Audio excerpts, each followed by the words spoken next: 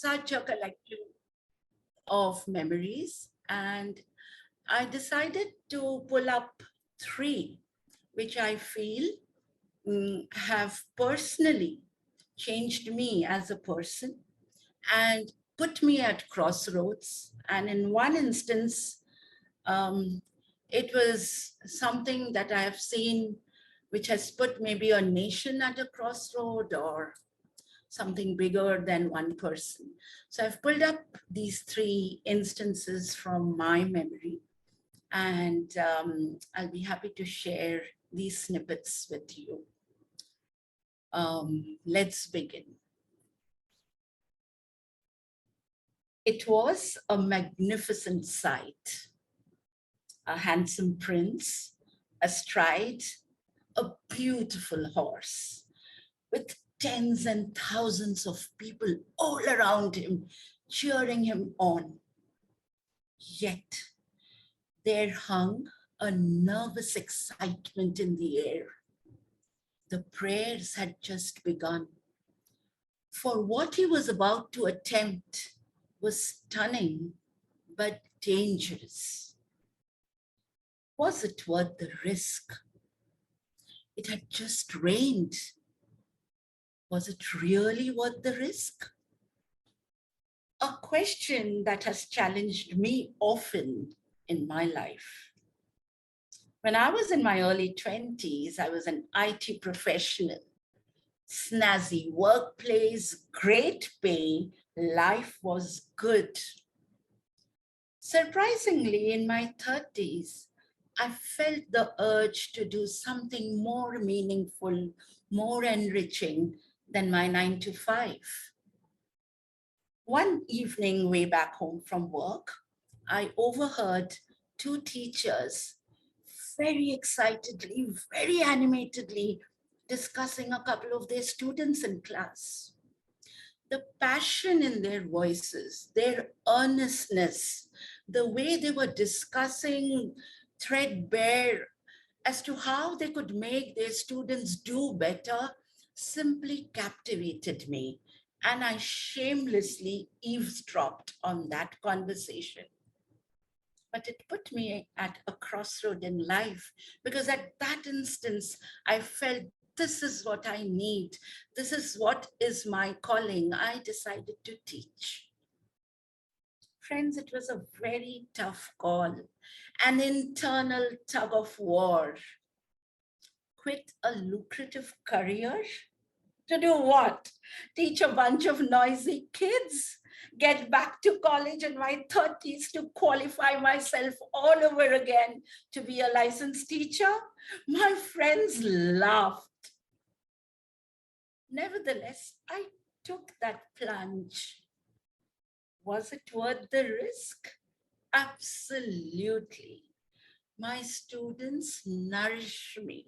I feel so complete, so much in tune with what's happening around me in my classrooms.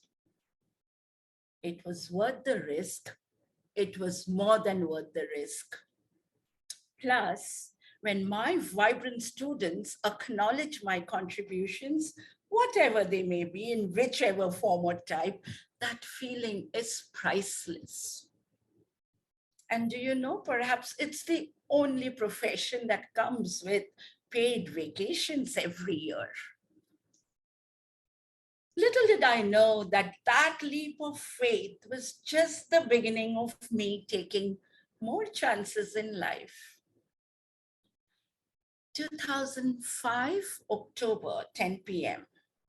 I find myself in the emergency ward of the Hamad Hospital, our general hospital out here in Qatar. The pain was excruciating, and I really didn't know what's wrong with me. The doctors looked at me, and in a very solemn tone, the doctor said, "Sorry, Mrs. Bera, you need surgery right now. You have an appendicitis. You have appendicitis, and the toxicity in your blood is too high." It shattered me completely. For at that time, I was carrying within me my second baby, a baby we had longed for and prayed for many, many years. 2 a.m. in the morning, I find them wheeling me into the operating theater. I begged my doctor to give it some more time, to give me some more time, to wait until sunrise. Surprisingly, he agreed. But he asked me to choose between my life and that of my unborn. I chose her instinctively, and with every cell of my being, I started breathing and praying. Throughout that long night, I just performed deep breathing. Breathe in and breathe out. Breathe in and breathe out. And with every breath, I willed my body to give my baby a chance. 6 a.m. in the morning, I find myself surrounded by interns, doctors, even the director general of the hospital, and a highly placed medical officer from another country. They were surprised, bewildered. They had so many questions. The pain had subsided. The toxicity had come down much, much lower from the high levels of alarm that it was on. I was discharged without surgery. Was it worth the risk? Meloni, my daughter, is 17. She is with us today in this session, and she has enriched my life so much more than I can express to you. Friends, what I have realized, and now more so in hindsight, is every time life put me at a crossroad, I just surrendered to it with prayers, with earnestness, honesty, every skill that I could muster, everything that I had within me. And somehow I came out on the other side more enriched, richer. And that is exactly what I pass on to my daughters today. Grab every opportunity that you can. If there is one thing COVID-19 has underlined, it's that life is fragile and we just need to embrace everything and anything that comes our way. No remorse, no regrets later on. Just surrender, put in your best, and seek the Almighty in prayers. So if you remember, the prayers had just begun. And there he was, Prince of Qatar, His Excellency Sheikh Mohammed bin Hamad Al Thani, astride Malibu, his beautiful, magnificent horse, his hand aloft with a torch aflame. In front of him was a steep 50 meters inclined ramp against tall rise, which we call the Torch Building today. Doha Asian Games opening ceremony 2006. It had just rained. We sat on wet seats in that packed stadium, bursting with energy and also with prayers. The prince urges Malibu into a gallop, and soon they begin their ride up that steep slope. When suddenly, almost up there, the horse nearly slips. A million hearts catch a beat. They skip the beat. Undeterred, the prince urges Malibu and steers him, and somehow they go all the way to the top. Against the calm desert sky, the pair stand still while he lights the torch and the world salutes. the bold vision of a nation, relentless months of training, sheer strength of mind at that moment made a tryst with history. It is the same prince who won Qatar her FIFA bid for the World Championship happening in 2022, a few months from now. And I invite all of you to come here. We saw that history being made. We saw how a country is being transformed and decked up like a bride waiting for her wedding. Friends, we all have that torch burning bright within us. Whether I allow it to get washed away, whether I get scared of that steep slope, or whether I just surrender, give it my most, and rest is up to the prayers that I pray to the Almighty, depends on me. But once at the top, once on the other side of the crossroad and the road taken, I can assure you, the feeling is beautiful and the sight is breathtaking. Thank you very much. You've been a very appreciative audience. Over to you, Shanti. Thank you so much, Mo, for your heartwarming, endearing, and engaging, fabulous story down your memory lane. I know you are a great communicator, but today's story was something special because you were talking about the intimate personal memories that you had, especially that twist and turn towards the teaching profession, the passion with which you were talking, sharing that story of that extremely gratifying profession.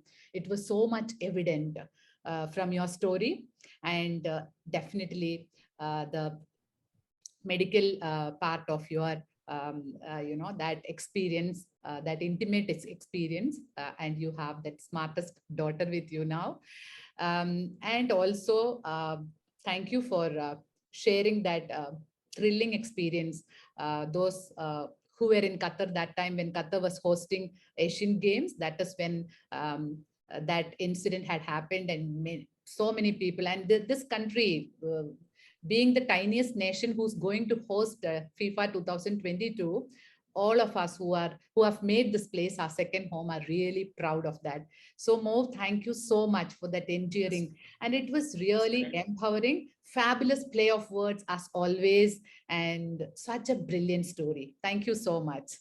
Thank you so much. Friends, moving on. Our next storyteller for today is Sonia Dogra, who's joining us from Delhi. Let me introduce her first. Sonia is a writer and a poet. She reignited her love for written word during a sabbatical from teaching.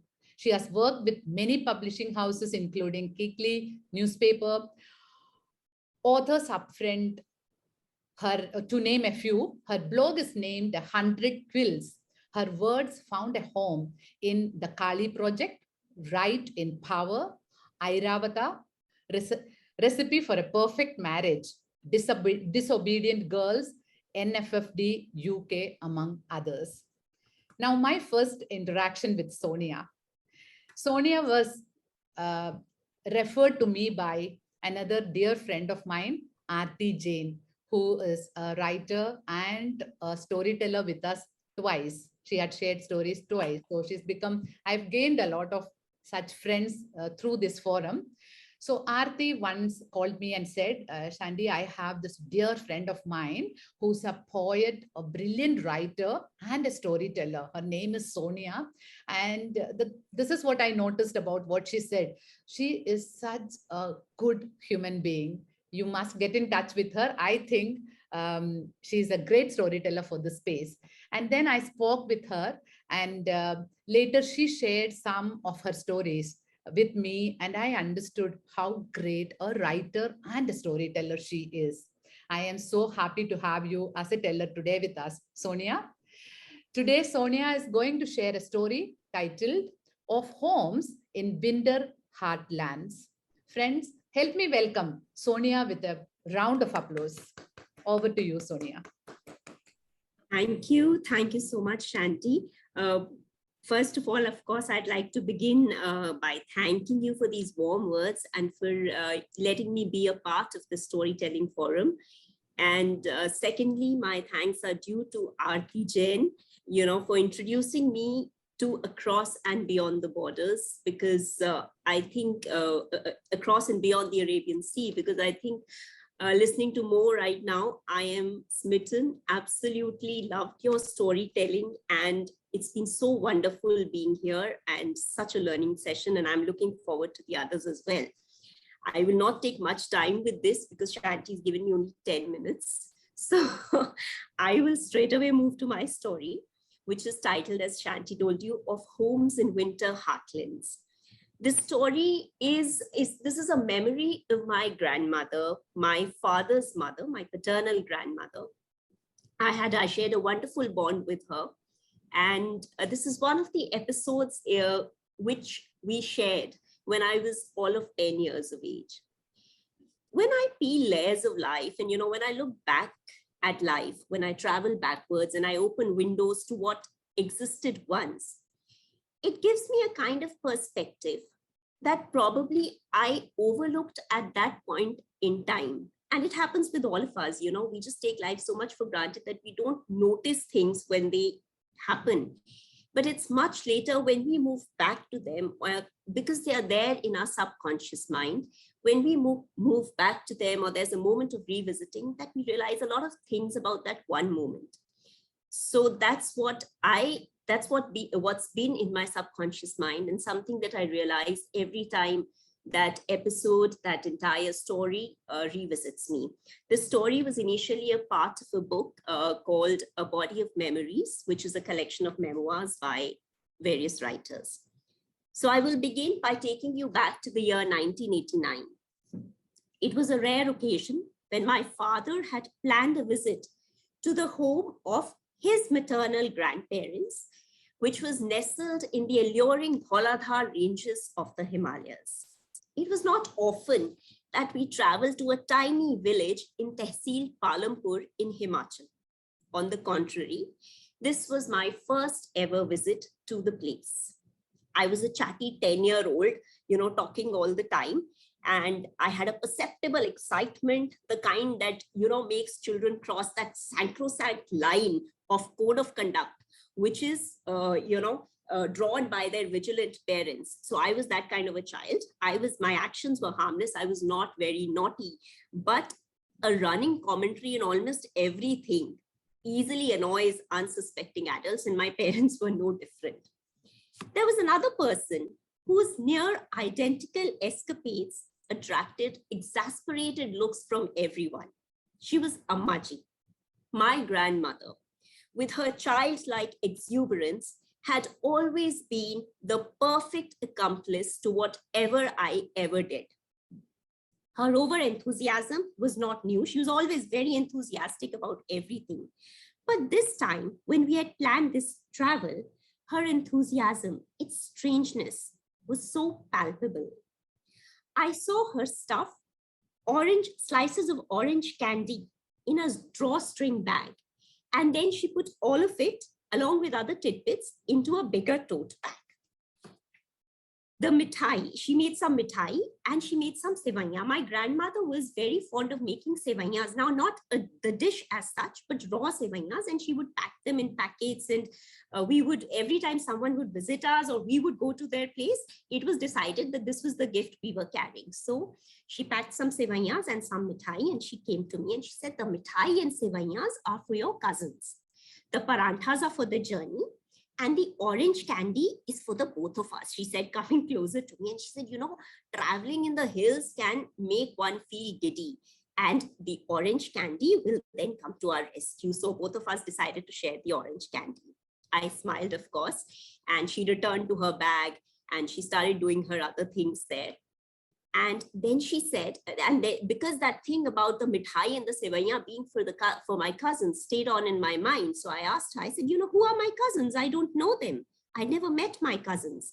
And my eyes, noticed her balis. She used to wear these beautiful chamba balis, which used to dance in her ears all the time. And I used to love her balis. So, she settled her balis and she touched them, and then she looked at me and she said, "Oh, you will know them soon. Even I haven't seen them in a long time now, so I've forgotten their names." That's what she told me in a very matter-of-fact way. Now, this revelation that she did not know the names of, her family, that side, it did not surprise me. Why? Because for me, she had always been Ammaji, my grandmother. That's how I knew her.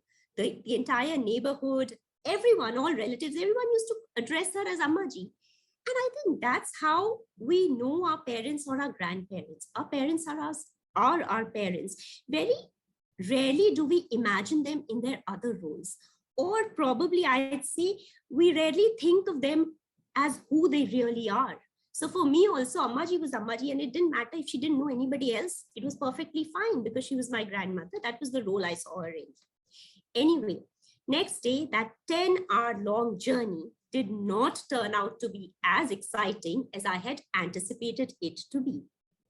Ammaji and I shared a seat in a rattly bus, swinging back and forth at every sharp turn. You know how it's in the hills, going from one side to the other, swinging all the way. The orange candies could only partially save me from throwing up. Now, as for Ammaji, can you believe it? She did not need them at all. A Pahadan who needs pills to travel in the hills. Such a disgrace that would be, she chuckled. And I was like, okay. So anyway, my parents sat right behind us and they kept asking for their share of the candies only to prevent me from gobbling them up. Or so I thought. In fact, I was convinced that was the only reason they were asking for those orange candies. That day, despite its tall claims about time being relative, it followed the same slow snail pace for both Ammaji and me, even though it was for different reasons. For me, time was slow because it was like being forever on those winding roads. My impatience marked by the repetitive question, how far are we? For Ammaji, time was slow as well, but because of an eternal longing to be at her parents' home, knowing very well how far we still were. By the time we reached the village, the daylight was already fading away. The bus swished past silhouettes of pine trees standing in rows. The wind was bitter cold, but it did not deter me from leaving the window open.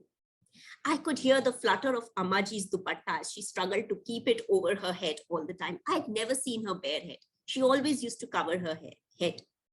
But not once did she ask me to shut the window, even though my mother shot me several warnings. Shut down the window, close the window, you're disturbing the other passengers, it's very cold, you'll catch a chill. So all these things. And Ammaji, all the while, she didn't bother. She just kept telling my mother, "Koi na, leave it, don't bother her, it's okay." The bus dropped us off almost at the doorstep of Ammaji's parental home. She scuttered up a little track lit up by the night sky without waiting for any of us. "Watch out, BG," my father called out after her. "Oh, don't you worry," she shouted back. "I know this place like the back of my hand." For the next 3 days, Ammaji transformed, metamorphosed from my grandmother into a little girl who spent the afternoon stashing away bear, which she gathered in her dupatta from a tree in the courtyard. Some of the bear made way into the tote bag, while the others she nibbled with her nearly toothless mouth. In the mornings, I saw her inspecting the terrace fields, right outside the house, which was a humble 2-room abode with blue walls and slate roof tiles. Now, when I saw her farming, it was something new for me. So I went up to her and I was like, "How do you know so much about farming, Ammaji?" Because in the city, we lived in a flat.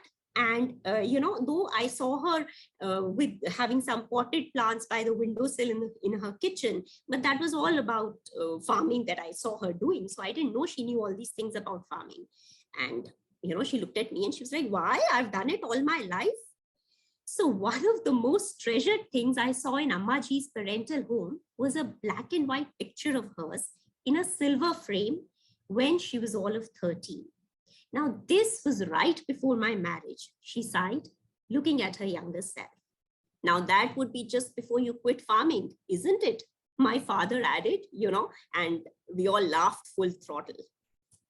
I passed my days in that place where my grandmother had spent her childhood in running up and down the slopes with my cousins, who I would never meet again in my life, and in experimenting with the hand pump, climbing trees, and literally playing in dirt, all of the things that were near impossible in city apartments. The evening meals near the chula were accompanied with warm reminiscences of Ammaji's parents, her siblings, most of who had moved to other cities, and some whom she had lost forever. Her only brother, who lived in that house with his wife and children, now suffered from total loss of memory. And that was my only trip to my grandmother's parental home ever. As for her, as far as I can remember, she probably visited the house once or twice again, but I was never the one to accompany her. Years passed by, and I added another 20 to my 10.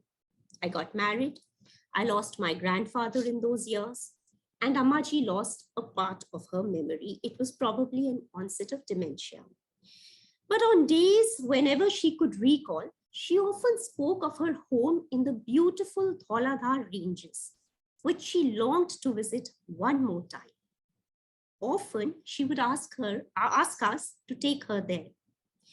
We would try and make her understand, that the place had now been abandoned, that the people who were left behind did not know her. Sometimes we told her that, even you don't know them, or at least you don't remember any of them. Then we cited concerns about her health. We spoke about the winter and the bitter cold of the mountains and other reasons for, that kept us from undertaking that journey. Now, today, when she's gone and I look back, I wonder if we were only trying to convince ourselves, unable to make time in our busy lives to fulfill that wish of hers. I'm not sure, but this one question often comes back to me, that was it just that we were finding enough reasons not to take her there? Ammaji left for a heavenly abode with this unfulfilled desire. Whenever I remember her, I think of all the people who leave their childhood homes, sometimes never to return. In our hills, that's called palayan. Aap chhod kar chale jate hain. So who leave their childhood homes, sometimes never to return, and on other days, only to go back occasionally. In fact, at this stage in my life, I keep telling my parents that, I don't have time to come. Why don't you visit us? And it's always them visiting us. More often we go there. Even if we go there, it's barely for 2 or 3 days. We don't have the time. But it also reminds me of people who keep saying that they will probably, build a house or go back and renovate that house in their, where their childhood home was, or in their hometown. I don't know if they're able to fulfill this wish, but I've seen so many people with this one desire in their hearts. And whenever I think of Ammaji, she reminds me of all these people. She reminds me of homes in winter heartlands that look cold from the outside, but which are enough to fill all migrant hearts with an everlasting warmth. Thank you. I hope you enjoyed listening to the story. Thanks, Shanti. Thank you so much. Thank you so much, Sonia, for making us all feel that beautiful warmth of homes in winter heartlands. It was nostalgic, it was endearing, and it was soul-stirring. I was with you in that bus journey, that rattling bus journey that you had with your Ammaji. And you painted that picture in our mind, with all those small things that were happening. And one thing that I have noticed is that we always see our parents and grandparents as parents and grandparents. We sometimes tend to forget that there is a child, or there is that younger version of them in themselves, especially when it comes to our close relations, our own parents. It is a little difficult for us to imagine or identify with that. So thank you for bringing out that thread in your story. Thoroughly enjoyed, deeply engaging in your candid at the same time poetic style. Thank you so much for that eloquent story, Sonia. Moving on, our next storyteller is Dharitri, who's joining us from Pune. Dharitri is a professional storyteller and heads Kathalaya Learning Center of Pune. She also works as a communication manager at a corporate. She discovered storytelling while connecting with her daughter, Kavya. She believes that stories are the best ways to connect people. She works with many schools and has conducted numerous storytelling workshops and sessions for children, teachers, and professionals. Now, about my first interaction with Dharitri. Now, Dharitri was referred to me by Geeta Ramanujam, founder of Kathalaya Trust of Stories and a master storyteller. Geeta ma'am had come to our space and shared a story as well. And I had attended a course at Kathalaya with Geeta ma'am. So after her session, story session, she mentioned a very few people to me, and Dharitri's name was one of that. And she called me and told that Dharitri is from Pune. She is such a beautiful soul. This is the word that she used, and a great storyteller. I think she may share a story with you in that space. And when I had connected with her and the stories and, through our interactions, I had learned more about her. Indeed, a beautiful soul. So happy to have you, Dharitri, with us. Today, she's going to share a story that is titled Unadulterated Joy of Giving. Friends, help me welcome Dharitri with a round of applause. Thank you. Thank you so much, Shanti. Thank you so much. Thank you so much for those lovely words, for this wonderful opportunity to be able to connect with so many people across the borders. Very, very excited, very happy to be here. Honestly, I'm still, in the mountains with Sonia. Such a beautiful story. So I'm going to, pull myself back because the story that I have for you today is it's going to give you a glimpse into my childhood. Right? I had a beautiful, beautiful, very memorable, wonderful childhood. Typically for children, how exciting it is climbing trees and having a lot of friends, playing outdoors, indoors, parents who are wonderful storytellers, right? So many memories that are, coming down right now, rushing into my mind. But the story that I have for you, especially today, is characters that have really influenced me, characters who have made me who I am today, who have influenced me so much. You probably will think maybe it's my mom, my dad, maybe my younger brother. Yes, definitely all of them, a lot of friends as well. But these characters are very unique and very special. And they are, let me name a few. A rabbit, a hen, a snake, few dogs, few cats. I remember a bat as well somewhere. Sparrows, the list goes on. You might wonder, right? I mean, did I live in a zoo or was it a wildlife, a national park or something? So these animals were at some point of time all a part of our life. How did that happen? So let me share a little, glimpse with you. So as you can guess, all animal lovers at home, right? Even my children are animal lovers, my parents, my brother. This is thanks to my mom, who has always, since the time I remember her, since I was a little toddler, she's always loved animals, much more than anything else on this planet. Right? So any stray puppy would walk into our house, a cat that came hungry, or any bird, anyone injured, someone who's abandoned, my mother was always there to help.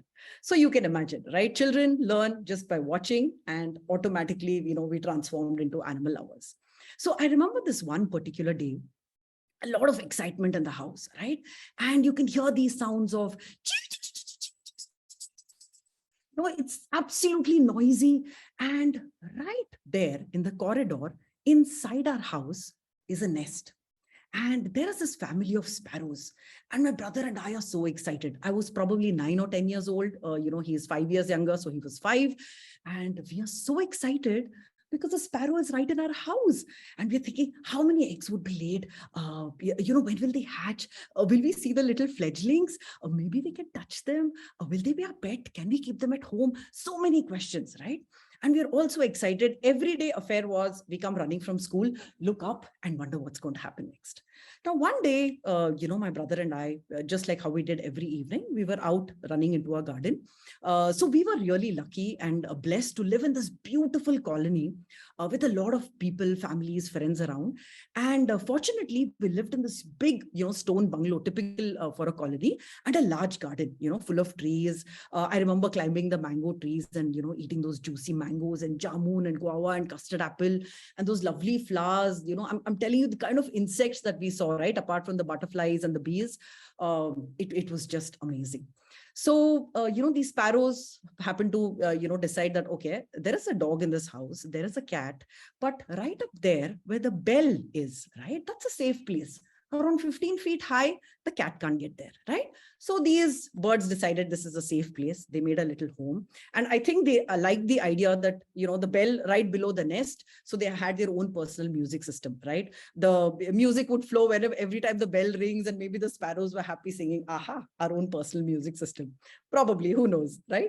So now these birds, are there. And as I said, we were running out to play. And I just stopped my brother. I said, hey, listen, just look there. I think there is something, that's fallen down. And we both go close by. And what we see is a little baby sparrow. It isn't moving, and our hearts stopped beating because we were wondering, is it alive? Is it dead? Will mama come and help? What's going to happen? And there was so much of chaos because mom came running. She was home from office. Dad was also home. Neighbors came running, because it was time to play. They were wondering why we're not there. So suddenly the house help comes and she says, hey, listen, don't touch that little sparrow, okay? There is a story that the mother and father will come and peck it to death. Really? Okay, fine, we are not touching. But dad says, I think we should climb up somehow. Let's get a ladder and put the baby back there. So after all this, decision and brainstorming, we decide that, what, the safest thing is, let's get a little basket, fill it with some grass, some hay, some cotton, and keep this little sparrow there. So we said, okay, great. And the sparrow was right there. Couple of days, and the sparrow actually started liking this new nest, ate the soft rice and the lentils that we gave. We fed a few drops of water with, this little dropper, and the sparrow actually survived. Now you can imagine the excitement, right? These two children all excited. The sparrow is alive, it's going to grow. And we not only have a dog and a cat, but we have a sparrow as well. You know how it goes, isn't it? I mean, typically we get something and that's mine, I own it, right? You immediately think of possessing it. And that's what I thought. I thought it was so cool that I have a pet sparrow. Now, if that excitement wasn't enough, a few days pass by and plop, another sound, second baby is fallen down. Really, we're going to take care of the second one as well. Of course, we were excited, right? We picked the, second baby, say, okay, two's company. This is fun. Okay, we're going to have a great time. And you're not going to believe it. 3 more days pass by, plop, the third one falls as well. Now my mom looks up, she had a great sense of humor and she says, I'm thinking this mama sparrow thinks 3 free nannies here, right? I don't really need to take care of these babies. I can go chill out, pluck some fruits, have a great time, have a, nice chat with my husband. These babies can be taken care, right? And probably that's the reason she kept throwing them down. So jokes apart, we were, really happy to have these sparrows. And fortunately, all 3 of them survived. And the day arrived when, we thought that, okay, they've grown up, the wings are all, they look strong and they're going to go. So, of course, with a very heavy heart, we were ready to let them go. But somewhere, there was this little wish that, what if they stay by? What if they're as attached to us as we are, with them? So what we did was just to, understand if they have the same kind of attachment, we took a little red thread and tied it to their legs, something that was comfortable, right? That wouldn't hurt them. And we let the sparrows go. They hopped around inside the house, then started fluttering around. And then we heard this lovely little sound from the mom and the dad, and they were gone. And for 2 or 3 days, they sat right outside and they said, okay, they're as attached to us as we are to them, right? They're going to stay. They're not going to go. But that's not how nature works, isn't it? Sparrows are not pets, and I'm so glad they are not. Fourth or fifth day, the sparrows were gone, out to explore this beautiful world. And that was my first lesson in, if you love something, let it go, right? And you know the rest of it. So detaching myself was very, very difficult. But what we learned here was the pure joy of giving. And it was not just these little sparrows who blessed us with this wonderful opportunity to help. I remember this injured crow, which we nursed back to health. Quite a few days he was with us in the garage. And probably the 20th day, I remember he was strong enough to fly away. We had white mice that we rescued. That's another story. You will wonder why white mice, but we did have them. There was a toad, I remember, who had a broken leg, unfortunately, I don't know how. And he happened to live in a bathroom for 20-25 days.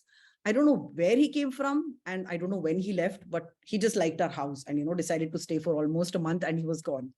And I have to mention, two very special animals that we rescued. One was Bugs Bunny, our rabbit, and Penny the hen. And that's another long story which I'm going to tell you some other day, but they were probably going to be eaten by our house help, right? They were probably got to make a delicious meal. We're vegetarians, there is no way we would allow that, being animal lovers.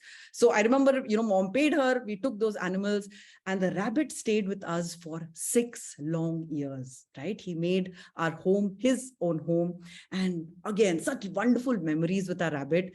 And I still remember Penny, just like a puppy, when I would come back from school and you would hear a loud sound. And I was like, okay, Penny is right there, waiting for me, and would pick these little flakes of garlic, run to her and, feed her the garlic, and she's so happy. So why do you think I, mentioned all these animals? And of course, dogs and cats were always a part of our life.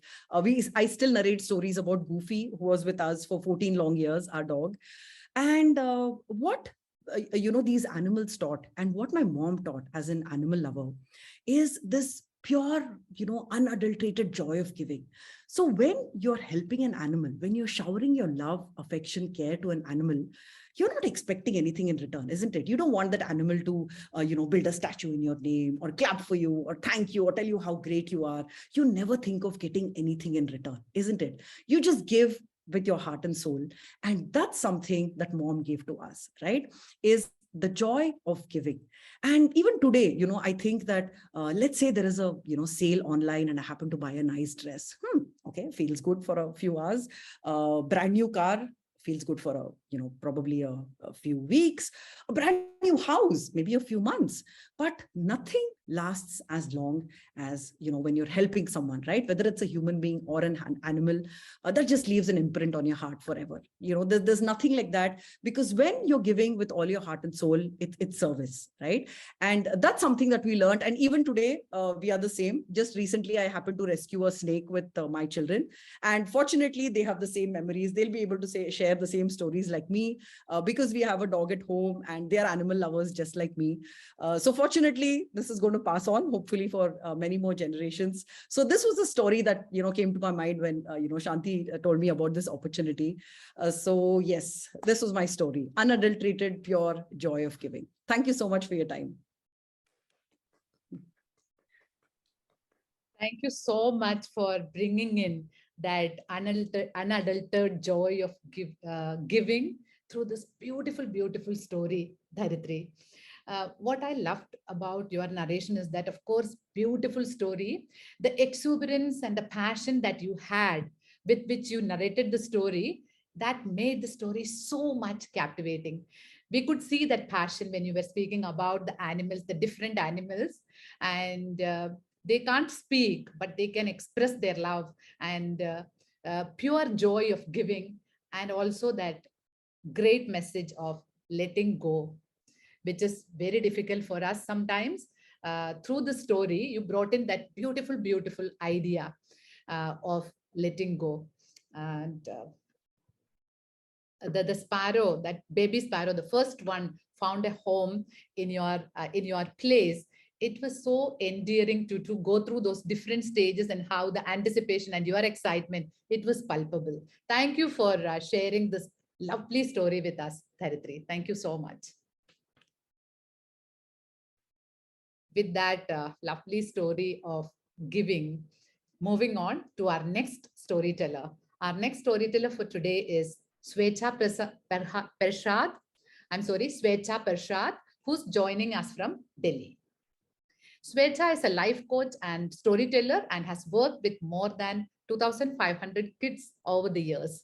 From being a Kathak dancer, theater artist, an MBA, a heritage conservationist, to a homemaker, and finally a life coach and storyteller, she has donned many hats. She is a performer of she is a promoter of emotional intelligence, the skills, life skills, and sustainability, and has worked with various schools. Now, my first interaction with Swecha, it was purely a chance interaction.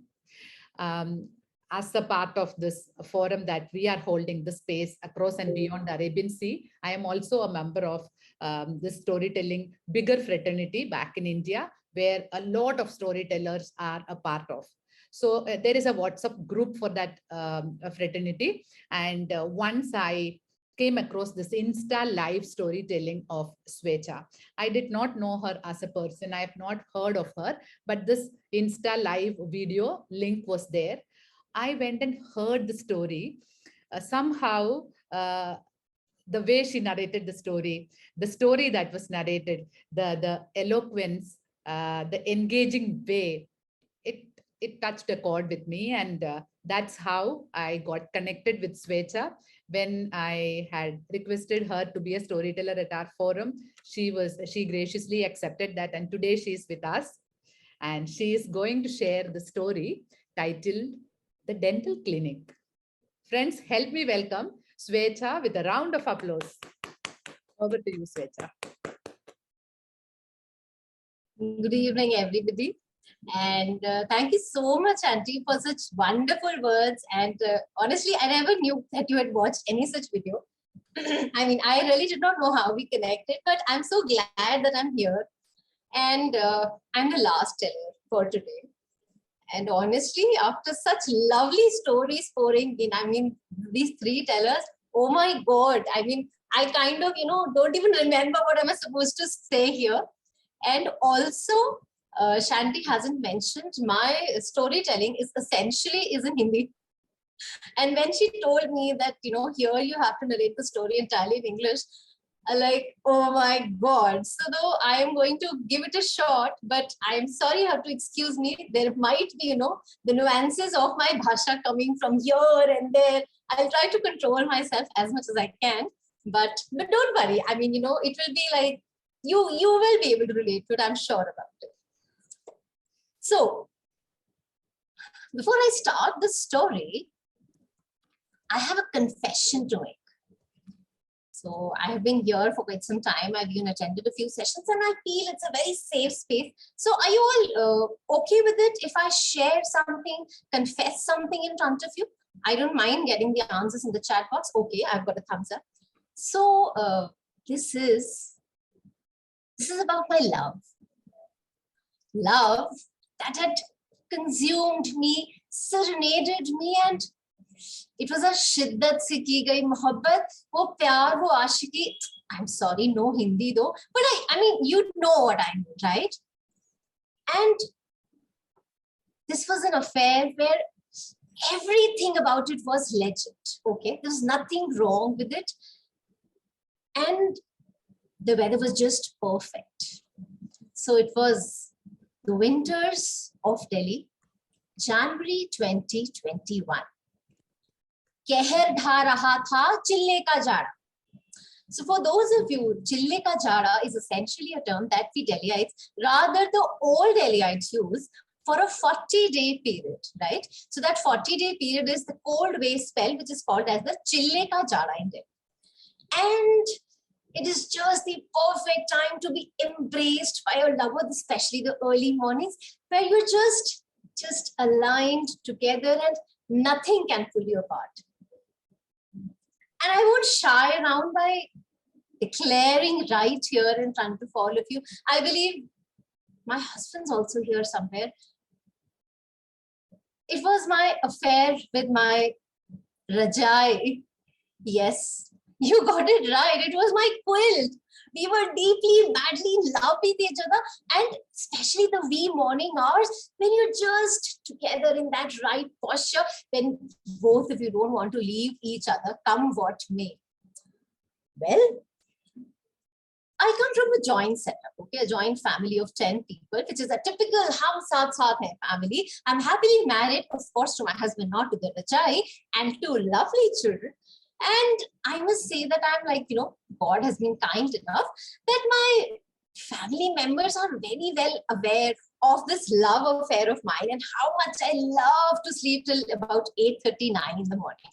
Though the family is kind of up between 5 to 6 a.m. I mean, that's how they all are, that they're attuned to be like that.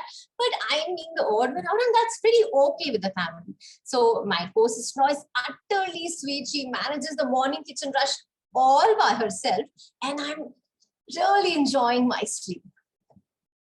But as they say, life isn't just about falling in love, or rather, in my case, sleeping in with your love. All was going fine in our story, except for that one day when Ma had a dental emergency. So, Ma would be my mother-in-law. And to tell you more about her, my mother-in-law is the contemporary version of Rajmata Gayatri Devi. No, I am not exaggerating, guys. I mean, you can check that out. I'm not cooking it up. Her poise, her elegance, her beauty. I mean, she is literally, I kind of got into marrying my husband because I saw her and I was so amazed when I met her, and I decided, okay, I am going to be her daughter. I mean, yes, at that point of time, this thought definitely crossed my head. So now when I say that Ma declared a dental emergency, so dental emergency was because she had a severe issue in her tooth and she had to be taken to the doctor. Now you would say that if it was a dental emergency, she could have gone by herself. So let me come there also. My father-in-law met my mother-in-law, like Papa met Ma for the first time in the pool area. No, Ma wasn't sipping her favorite beverage. She was taking laps in the pool for a university championship. Yes, she was one of the star athletes, a pass out from Miranda House and then to Delhi School of Economics. And that point of time, she was pursuing her master's while she was preparing for the competition. And not just that, she was a table tennis, badminton, shot put, javelin. She was a champion in all sports, you name it, and she was the star athlete. But once upon a time star athlete with age had now developed knee issues. And with the knee issues, despite the doctor telling her that, she needs to go for a knee surgery. So she has her 1 billion explanations and reasons of not getting it done. So because of that, because of the wobbly pair of knees, so every time she has to go out, one of us goes out with her.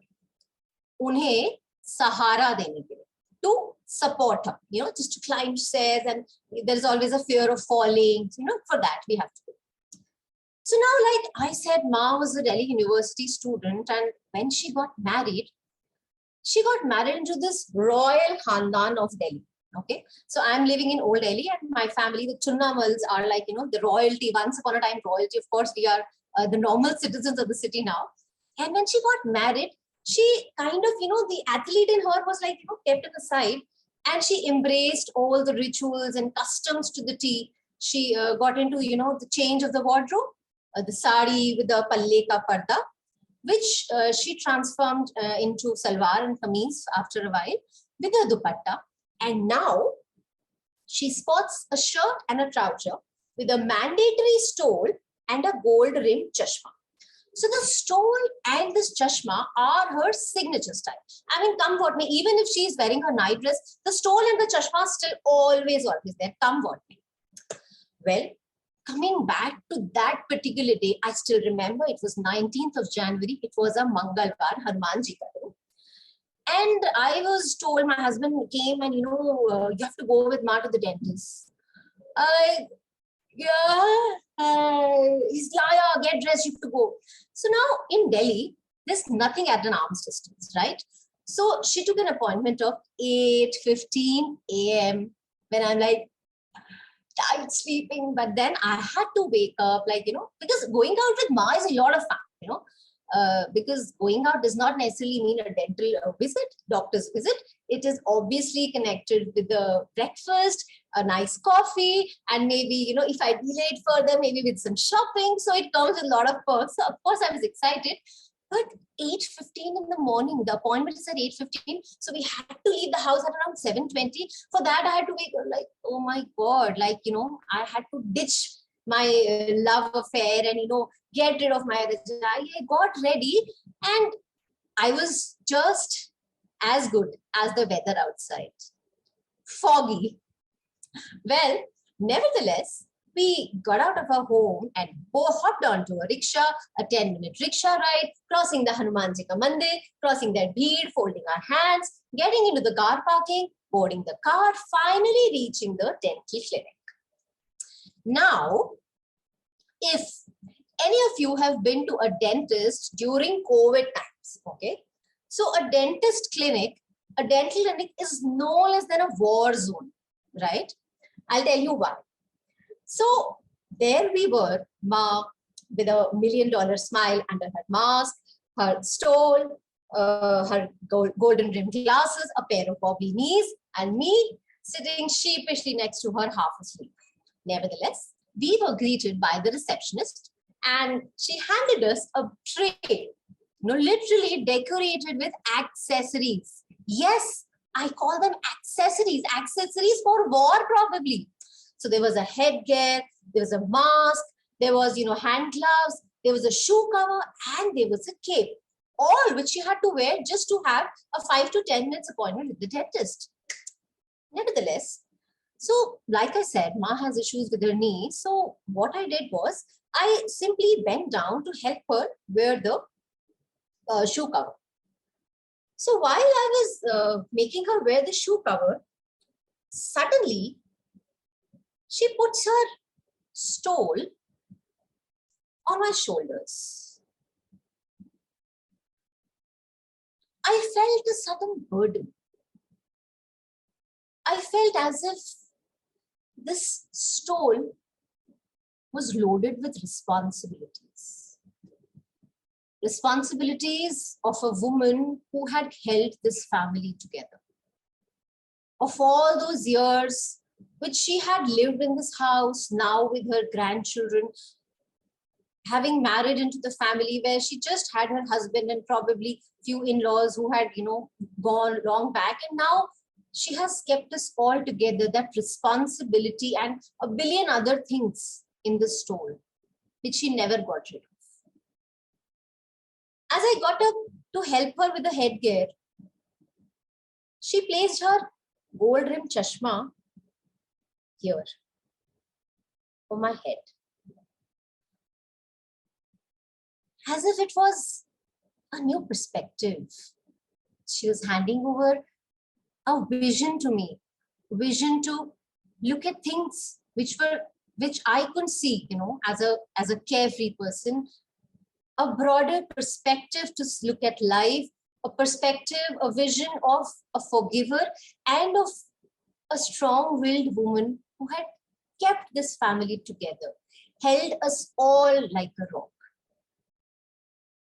She went inside the dental chamber since she was the only, just the patient was allowed, not the attendant. I waited for her outside. And believe me, something changed inside me. Maybe that carefree, that must, bindas me, had toned down a bit and started looking at life from her perspective. And from a perspective of a householder, from a perspective of a person who had to be more giving, forgiving, and also to think about all as a family. She came out of the dentist and with all the temporary treatment given and the list of medications, the prescription, and we got the billing done. And then immediately I started helping her with, removing the headgear, the shoe cover, and all of that. And I quickly handed over the stole back to her. And of course, the chashma. Then she just gave her hand to me so that, I could hold her and take her out of the clinic. And, there were a few stairs which she had to climb. For the first time ever, I realized that we always say that, we are the ones who have to support her to go out, to climb the stairs. Actually, Sahara to wo hame de rahe. We've always been living in this false notion. And because of her Sahara, because of her support, I am right here narrating this story.